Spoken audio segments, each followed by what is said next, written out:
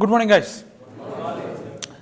So today I thought of covering up a topic of what is this? How did you fail in sales?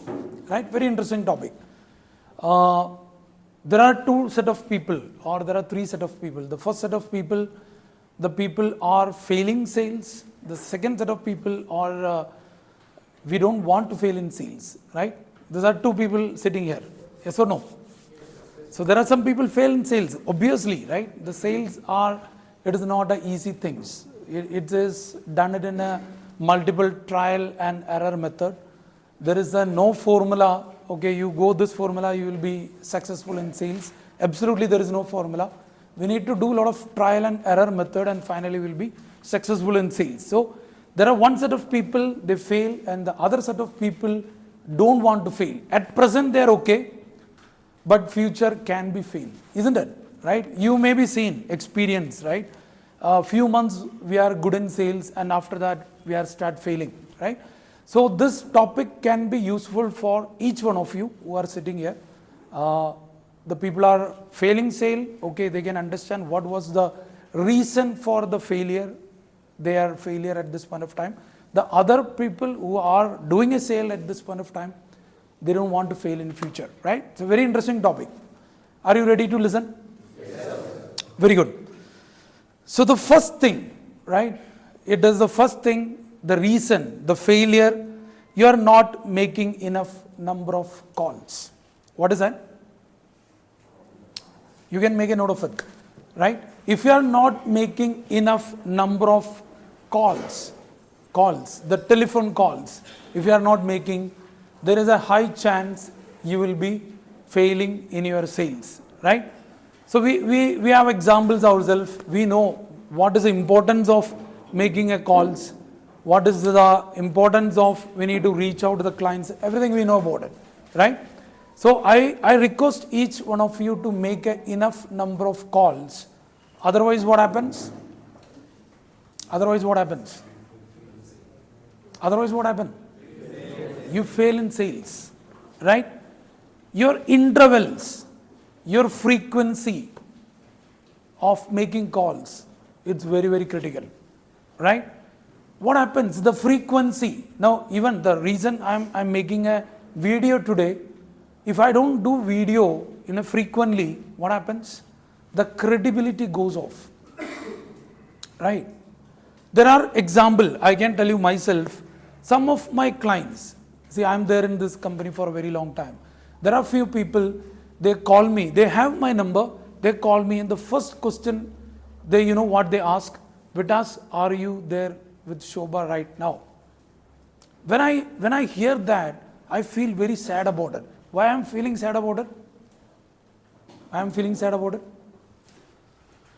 I not made my presence in front of the client, my visibility in front of the client, I could not make that. I'm still with Shobha. Whose mistake it is? It's my mistake.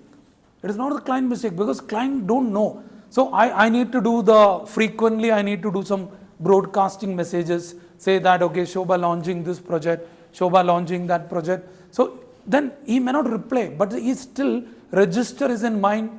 What he register is still with Shobha. Right? So the frequency of you reaching out to your client, it is very, very critical. This can be a calls, this can be a WhatsApp messages, this can be a video, like, I have a YouTube channel. Recently, I posted a video of our Shobha Infinia, and I see around 600 plus people watch that. The 600 people are not my subscribers. I have hardly 300 subscribers, but they watch. How they watch? Because they want to see what's happening in my way. They don't want to subscribe because they think I get money, right? They don't want me to become rich because of the YouTube, but they want to know what Vitas is doing in Shobha or what he's doing in this reality business, right? So the frequency.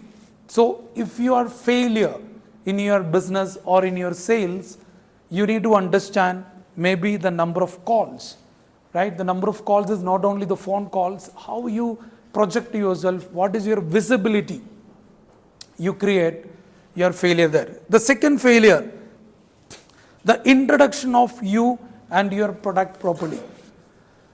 Again, you need to understand the topic. How did you fail? The second point is that the failure is that how good you introduce yourself or your product to your potential buyers. Okay, making sense to you guys, right? So this is how introduction, right? Now a client is walking to you, or even you got a number as an opportunity. We call it as an opportunity. You got a number and you are calling that client. Am I calling just like another opportunity, or am I making a beautiful introduction, or what I'm offering to the client will make a success ratio of your sales career? Make sense? Okay, that's the second point. The third point is failure to understand the client's requirement. The majority of the time, the salesperson fail. They are not able to understand the client requirement. The client wants something and you're offering something else, right? And we totally failure for that. So that can be a third reason, failure of understanding the client requirement. So I given you enough idea about how to understand the client requirement. You need to ask more questions. The client is sitting in front of you because of the pain area or pleasure area of the client. This all detailed discussion we've done in the past. But most of the time, a person failure to understand the requirement of the client, never ever going to sell the product to the client, right? I'm just very fast, I'm talking. These are the big area of discussion. But you guys able to understand what is your reason, failure for the reason. It can be a third reason, failure to understand the client requirement.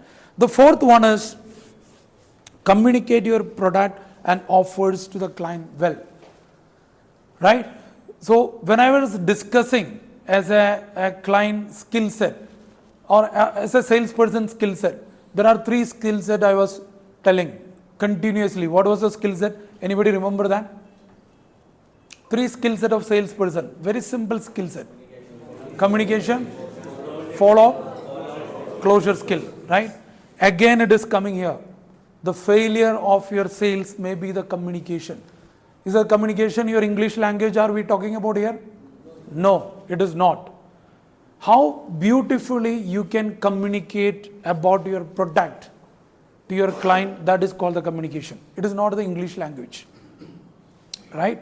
It can be with your gestures. Now when I'm talking to you, I'm using my hands, right? I can just stand like this and talk also. That will not be more interactive. So I'm using, so the communication, how effectively, maybe sometime my eyebrows going up and down. This is all important, right? That is called your body language, the communication that shows how confident you are about your product, right? Even maybe like, sometime there is a reason, sometime you want to tell a lies to your boss or anybody, your body language change, your confidence change, right? Sometimes you look down, sometimes you scratch your head like this because you're not confident about it, right? So the communication has to be very, very strong. Then you will not fail in your sales career, right? That is the fourth one. The fifth one, failure to keep up the energy and enthusiasm throughout the presentation, right? Is that happen anytime for you guys? Right? We have, now we are making Monday to Friday, we are making lot of phone calls, we are making lot of telecalls, calling to the clients. Finally, the client is arriving to the site on Saturday or Sunday or weekday or any time. It is coming for a face-to-face discussion. The client is coming in front of you or client is coming to you. That time your enthusiasm and energy throughout your presentation, maybe the presentation will be 1 hour or 2 hours maximum. That is what we spend time with the client at the site level. How much enthusiasm. Now when I'm talking to this camera, I'm taking maximum energy to speak out, right?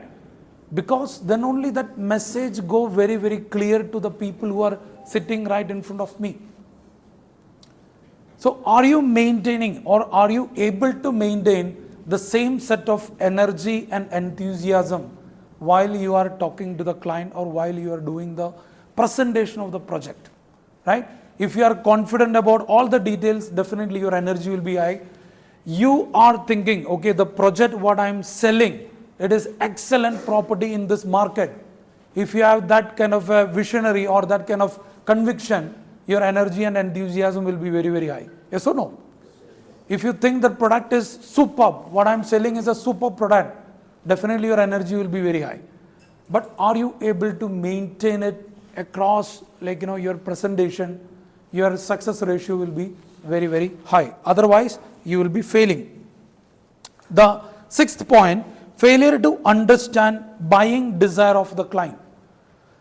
What do you mean by the buying desire of the client? This also I discussed many times in the past. There is a buying desire, right?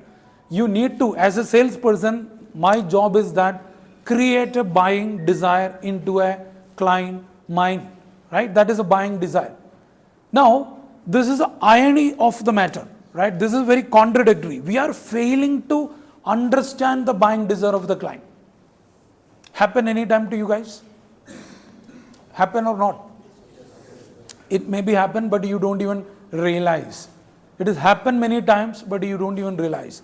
The buying desire, once there are 80% of the client buying product because of the emotional requirement. They want the product because the emotional things. Rationally, people don't buy much things. They buy anything that will be an emotional buying. 80% of the time will be emotional buy. So the emotional buying time, the buying desire will be there, right? I want to buy a product. The buying desire is there. But the person who's selling is not able to gauge it, or he is not able to understand, okay, the person who's sitting in front of me have a buying desire to buy. We don't even ask him, sir, why don't you book it today? Or why don't you fill up the booking form? Or you don't even explain to him, these are the procedures, sir. If you want to own, now you like the project, if you want to own it, right? If the things need to come to your hand, this is the procedure. How many of you explain the same? How many of you failure to explain the same? Think about it. I'm telling you, 80% of people sitting here, they will pitch the project very well. They will create a buying desire with the client.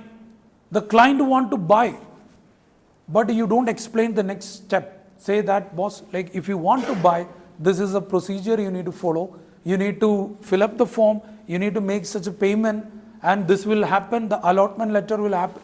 Nothing we're going to explain, right? We will just say, and the client will say, get back, and they will step out from the project, right? So the buying desire, sometimes we are failure to understand the buying desire of the client will be failure. Okay. Now the seventh point, failure to build a rapport during the presentation, right? The rapport is very, very important. Until unless you create a rapport, so you have a 2 or 3 hours. It's a very critical job. Being a salesperson, it's a very difficult and critical job because your time start now. That's the way it works. The moment the client comes and sat in front of you, or the moment the opportunity comes, I would say the moment the new opportunity comes, till the lead you converted, your clock is ticking, reverse in order, right? It's like a time machine is going. It's ticking, but you are not able to hear that ticking noise, you are not able to hear. But actually it is start ticking. The moment the opportunity comes in your sales force, till the closure, it's ticking, right? What is the best turnaround time? It is 7 days, the best turnaround time.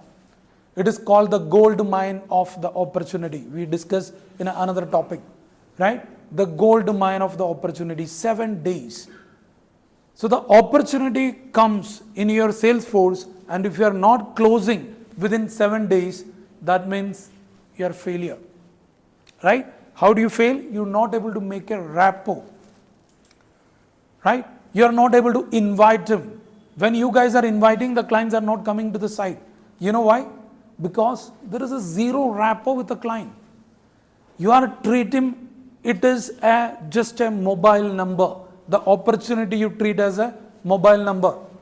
You don't even treat that as a human being. That human being have a certain requirement. Because of the requirement, he made an inquiry, you don't even think about it. And you are not even interested to know about it, right? I don't care about it. I got one lead, I'm just calling. You consider as a lead.